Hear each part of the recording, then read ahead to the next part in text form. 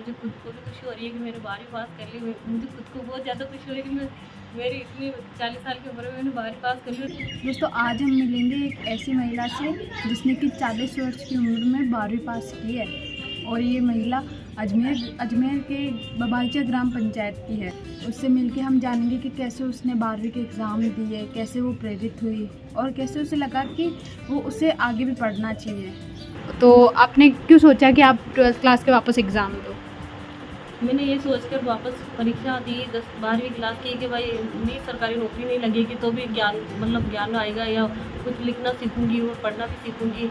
मुझे बालवाड़ी चलानी है, बच्चों को पढ़ाना है, तो सरकारी काम कराना तो मुझे कम आता था, इसलिए अब मेरे को पढ़ाई करने से सारे सरकारी कामों में मेरे को नॉलेज हो गया है। इस बार 12वीं क्लास पास करने से सासू जी का पूरा सपोर्ट है मुझे। और पति ने भी बोला पढ़ ले, तेरी इच्छा है तो आगे, बस ये बोले कि मैं 7वीं पास हूँ, 10वीं पास हो गई। मैं किशनगढ़, मेरा पीयर है और किशनगढ़ से मैंने पढ़ाई करी 5वीं तक। फिर पढ़ाई छोड़ दी मैंने।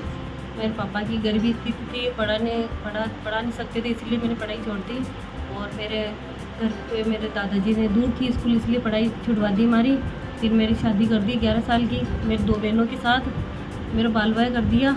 फिर 4-5 साल बाद मेरी यहाँ 2002 में मेरे को यहाँ ससुराल भेज दिया। समाज से तो दिक्कत नहीं आई, बस घर से ही थोड़ा घर का काम था, घर के यूज से, जैसे मकान का काम चल रहा था। फिर भी मेरे पति ने बोला कि अभी काम चल रहा है, रहने दे, आपके अगले साल दे लेना परीक्षा। पर मैंने कहा नहीं, मैं तो परीक्षा दूंगी। मैंने यहाँ घर पे आदमी लगाया पैसों से, फिर मैं परीक्षा देने गई।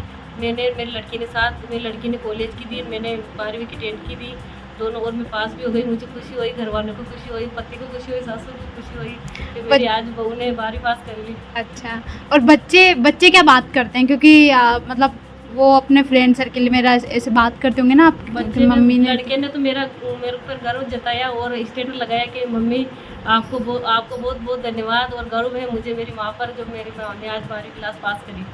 और आपके घर में कौन कौन है? मेरे घर में मेरी सास है, मेरे पति है, 2 बच्चे हैं। मैं बच्चे क्या करते हैं? एक बच्चा बीएड बीटीटी कर रहा है, उसकी हो गई पूरी। और एक लड़की है जो राजस्थान पुलिस की तैयारी कर रही है, वो कोचिंग जाती है। दोनों बच्चे मेरे कोचिंग जाते हैं। आपके बच्चों की शादी हो गई? नहीं, बच्चों की शादी नहीं, मैं पढ़ाऊँगी उनको। अच्छा, आगे पढ़ाऊँगी, उनकी जॉब लगवाऊँगी कहीं पर। आपके पति क्या काम करते हैं, थोड़ा ही बताएंगे? मेरे पति तो ड्रोन कंपनी में काम करते हैं, नीम का। वो जो मार्बल भरते हैं ना गाड़ी में, उनका हिसाब किताब करते हैं, जो नीम है drone company Kishangarh marble city. बच्चे मेरे घर में मेरी पढ़ाई के बारे में हेल्प करते हैं, मुझे पढ़ाई कराते हैं। जब मैं परीक्षा देने जाती हूँ ओपन बोर्ड के, तब मुझे थोड़ा बहुत क्वेश्चन बताते हैं दोनों बच्चे। अभी मैं बट्टे पर बच्चों को पढ़ाती हूँ। अच्छा, तो सुबह कितने बजे उठते हैं फिर? सुबह 4 बजे उठती हूँ। फिर उठ के नहा धो के मंदिर जाती हूँ। मंदिर जाके वापस आके खाना बनाती हूँ। खाना बना के घर का झाड़ू पोछा करके फिर मैं 9 बजते सही बालवाड़ी चली जाती हूँ मेरी बट्टे पर। फिर वहाँ से 1 बजे आती हूँ। आप बालवाड़ी पे बच्चों को पढ़ाने जाते हो तो कितने बच्चे आते हैं आपके पास? मेरे पास 0 से 5 साल के बच्चे 30 हैं और 6 से 14 के बच्चे भी मेरे 28 बच्चे हैं, जो मैंने उनको सरकारी स्कूल में एडमिशन करवा देती हूँ। और उनको मिड डे मील है, उनको स्कूल की ड्रेस है, ये सरकारी, और सारा उनकी जो भी सुविधा है ना वो सरकारी स्कूल से दिलवाती हूँ। और छोटे बच्चों को मैं न्यूट्रिशन पे काम करती हूँ, उनको न्यूट्रिशन पोषण पे उनको खाना खिलाना, उनको आया हुआ पोषण देना बनाना, और उनको थोड़ा बहुत बच्चों को पढ़ाई भी कराना, ये मेरा काम है। आगे कैसे सोचती हैं कि अब आपने 12th दे दी, अब उसके आगे की पढ़ाई कैसे करोगे या फिर क्या सोचते हो उसके बारे में? मैं तो सोच रही हूँ कॉलेज और कर लूँ, कोई बात नहीं, नौकरी नहीं लगेगी सरकारी तो ही कॉलेज तो करूँगी। और जैसे अभी काम कर रही हूँ एनजीओ में, वैसे ही कोई एनजीओ में काम करती रहूँगी और मजदूरों के साथ। और मैंने ना महिला कल्याण मंडल में भी काम किया है दिव्यांग बच्चों के लिए, और फेलोशिप में भी मैंने काम किया है। और आगे यही बच्चों के लिए काम करती रहूँगी। मेरी इच्छा है कि मैं गरीब बच्चों को पढ़ाऊँ और हमेशा ही एनजीओ में लगी रहूँ। नहीं, मैं जैसे मुझे 12वीं पढ़ा तो मैंने सब वो बिठा कराया, बहुत खुशी हुई मुझे। अच्छा, क्योंकि हमने सपोर्ट करा, मार्गदर्शन दिया, इसने फिर उतनी ही मेहनत भी करी, इसकी मेहनत भी तो है ना। आप कब से जानते हो इनको? मैं करीब कितने साल हो गए, 20-25 साल हो गए, 25 साल के। हमने देखा कि हर साल उन्होंने 11वीं के बाद में उन्होंने सीनियर सेकेंडरी का एग्ज़ाम दिया, और आगे भी अभी देखते हैं कि उनको पढ़ने के प्रति बहुत ललक है, बच्चों के साथ काम करने के प्रति ललक है। क्योंकि बहुत बालवाड़ी में जितनी एक एनर्जी के साथ में बच्चों के साथ में काम करती है, प्रवासी मजदूरों के बच्चों के साथ में, वो तारीफ के काबिल है। तो और ये बेसिकली मुझे लग रहा है कि जब से आई है गीता, बहुत सारा बदलाव हम लोगों को देखने को मिला है।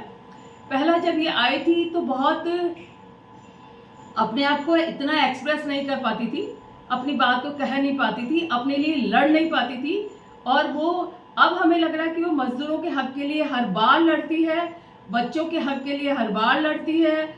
यहाँ तक कि जो अपने उनके एडमिनिस्ट्रेशन में जो हम लोग हैं, हम लोगों के साथ में उनके बच्चों के हर सवाल पे लड़ाई करती है, भट्टा मालिक के साथ लड़ाई करती है, और उनके लिए बच्चे महत्वपूर्ण हैं, उनके मजदूरों की जो राइट्स है वो महत्वपूर्ण हैं।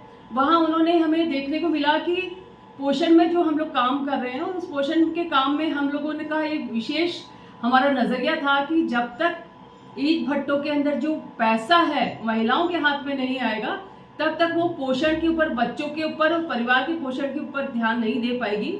क्योंकि मजदूर के पास एक शरीर ही उसका यंत्र है जिससे वो अपने तंत्र को ठीक रख सकते हैं।